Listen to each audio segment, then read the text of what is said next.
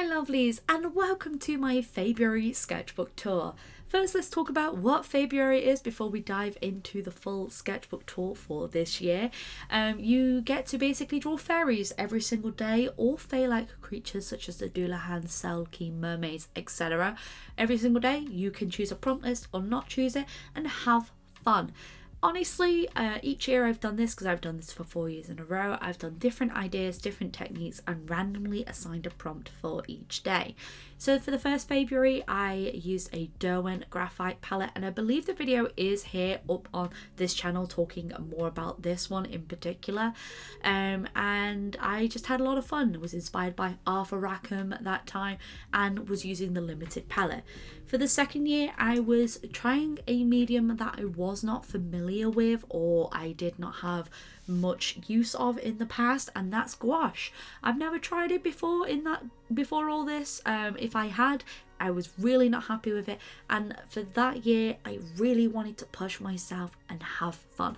Honestly, every single year that I've done this, I've had a lot of fun, and I really do like still a lot of these illustrations. I find that sometimes with challenge months, it can be very restrictive because you have to set yourself a time limit of an illustration per day, and sometimes you don't have time every single day to pull out a beautiful illustration.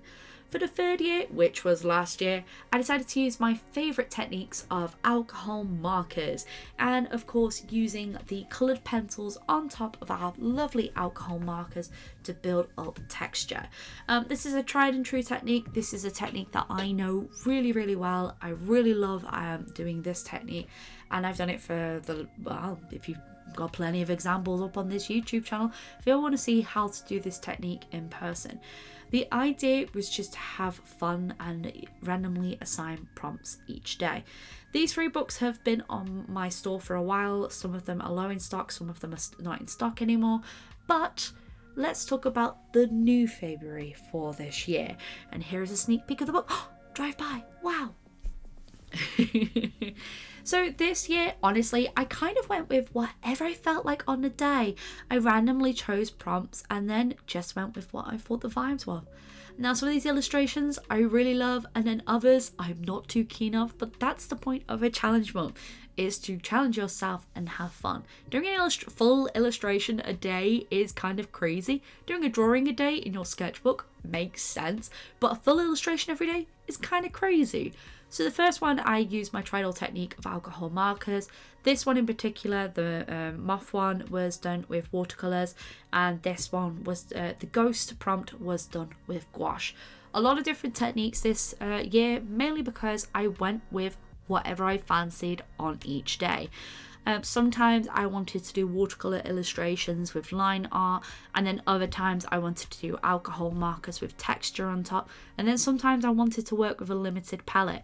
It's just whatever I felt like on the day, mainly because I'm coming out of a really bad bout of burnout, which I did not realise I've been dealing with for a while, and I've been sort of like tentatively trying to get back into drawing, and I thought doing the challenge month was a really good idea. In fact, this challenge month has not only inspired the February project, where I've done obviously the February book and it's released a full book.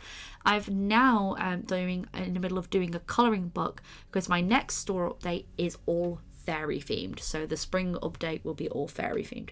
If you ever want more information about my store or anything like that, this video isn't just an entire plug for the store, but if you're ever interested in that, feel free to check out the links. I have a lot of stuff on there. If you're ever interested, feel free to check it out.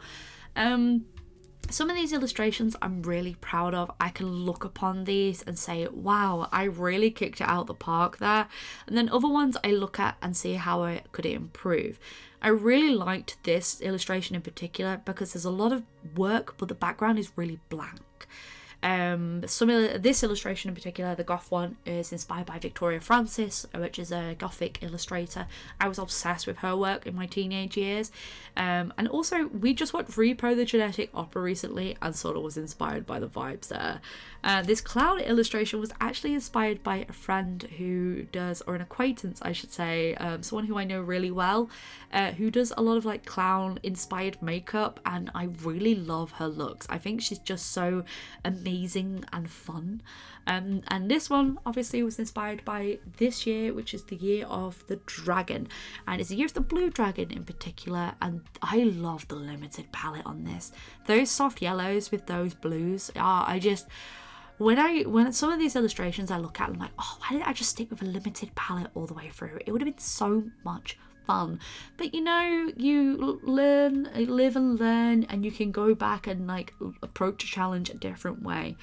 I feel like sometimes we get really strung up on like having to really focus on like, everything must be perfect, everything must be absolutely amazing. But the reality is you've got to make mistakes to learn from them. Like what I particularly like about this illustration is the characters at the foreground. They're really colourful, really bright, and then the background elements are watercolour, which shows that it's more faded away. If I had more time to work on this, obviously there would be a bit more elements added. But I really like that about that illustration. It tells a story. And some of these illustrations was just, I wanted to draw something that's on my mind. And space, a galaxy was certainly on my mind. She kind of reminds me, I'm not gonna lie, this character of Lumpy Space Princess. I have been sort of itching to watch Adventure Time again, I won't lie. Woodland, I like this idea. I do not like the execution of this. I love some of the tones here. I really like the outfit and the colours I've used here. But I don't know, there's something about it. Just not gelling with me. And that's fine. Sometimes with work, you are going to sit there and you're going to look back and go, how could I improve this? And I think the way I could improve this is actually by muting a lot of those greens. This illustration, so for this year in particular, I actually revisited a lot of earlier prompts, not to improve, but to see how I could change techniques. So this one was actually inspired by the Wisteria prompt from the year before, but I didn't want it to be exactly the same. I wanted it to be inspired by.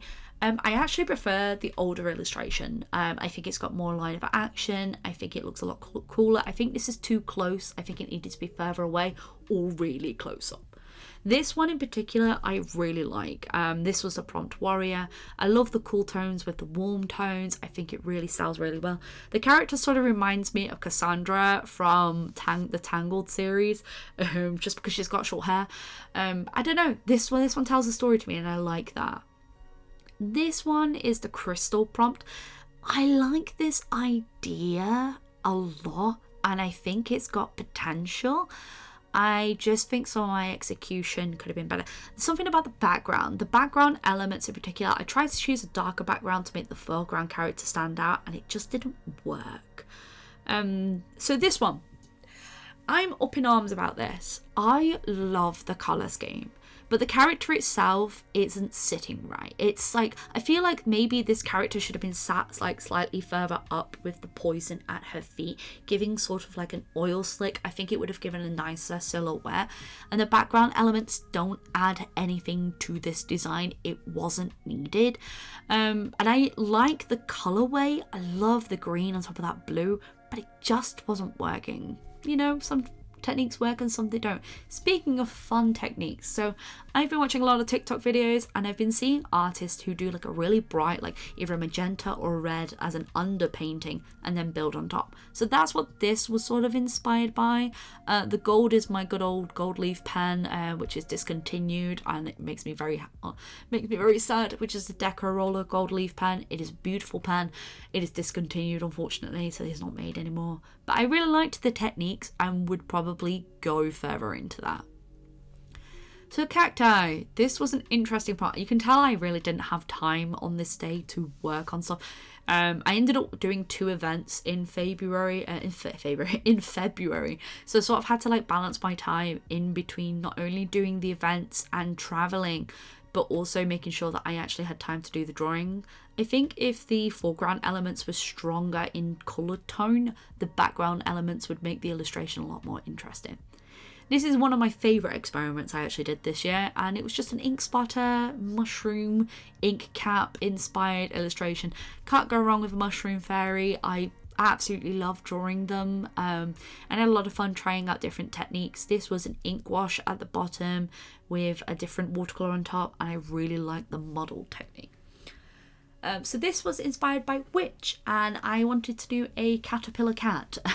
I thought that would be really fun for a fairy, a witch to have. I love the colour tones in this. There's a few illustrations towards the end where I wish that I'd stuck with a very limited palette, and this was one of them, because those pinks and those greens with the muted tones at the back, just, it made me really happy, and there's elements of this illustration I really like. Now, speaking of where I could have done better colouring, this is Feywild. So I like the idea of this illustration. I love the colours. The thing that is not working is that red tone at the front, because it doesn't tie in anywhere with the rest of the illustration. Now, the background elements needed to be toned down a little bit. Maybe like a white wash on the back of it would make the character stand out a little bit more. But that red, did not like it. So this is where we get into a lot of my redraws. I did a lot of drawings in the first time I did February that I really liked, and I really wanted to revisit and see if I could do different techniques. I actually prefer the pose in the original. I think it looks a lot more relaxed, but I actually much prefer the top half of this new one. I love the execution of that. I really do. I feel like if I was to do this again, I would cut out most of her bottom half, or just the bottom half, because it makes her torso look really short. This is honestly, this is heel, and this is actually one of my favourite February illustrations I did. When I go through all my February illustrations, this is probably one of my most popular pieces I ever did, and I wanted to redraw it. And the idea with these redraws was to do similar, inspired, but not the same. So I chose a lot of similar colours, and it's the same with this one. This one's also inspired by a steampunk one that I did, but I really wanted to play around a bit more with the techniques. I love the posing in both of them, but I'm going to be honest, I prefer the newer one to the older one, mainly because I think that tilt of the back makes it look like her pose is a little bit more. If I was to redo this, I'd elongate her torso a little bit more just to get that shape in better, just because it makes, where the skirt is tilted back and the leg is tilted back, it makes that top half look a little bit short. But other than that, really happy with how this technique worked. Honestly, the prompt was sweet, and I wanted to do Marie Antoinette style illustration. I've been watching so many fantasy films lately, and I have just been obsessed with loads of different things. I've been trying to get back into reading again, to try and balance out like a lot of what I do for relaxation in the evenings. I've still got to play Baldur's Gate. I've not played Baldur's Gate yet, but I am currently reading a Court of Thorn and Roses, which has been heavily recommended by a friend. So this is the last illustration, and honestly, hands up, this one is my favourite I did this year. I love the colour palette. I love the fairies. I love the pose. I like how it pays homage enough to the original character. But for me, everything about this, I don't know why, I just love this one so much. I think the butterflies give a really nice shape to it. They add to the illustration overall, and I don't know, do you know when you just have something and everything about it makes you really happy? This actually was the one where I sat there and was like, oh, if only I'd worked in muted tones this entire thing, which is something I don't normally work in. And I was just like, oh, you know. But yes, that was my February this year. Let me know down below which is your favourites. I know a lot of these books you may have not seen, because I actually took a break from doing YouTube while releasing these, but a lot of them are online if you do want to have a look at them, and there will be a small restock of some of these books on the new store update, which is happening very soon. Keep an eye out on my socials, because there is also going to be a fairy colouring book added to the mix as well. But thank you all so much. It's very nice to be back here on YouTube. I've missed you all so much. Have a wonderful day, and as always folks, stay creative.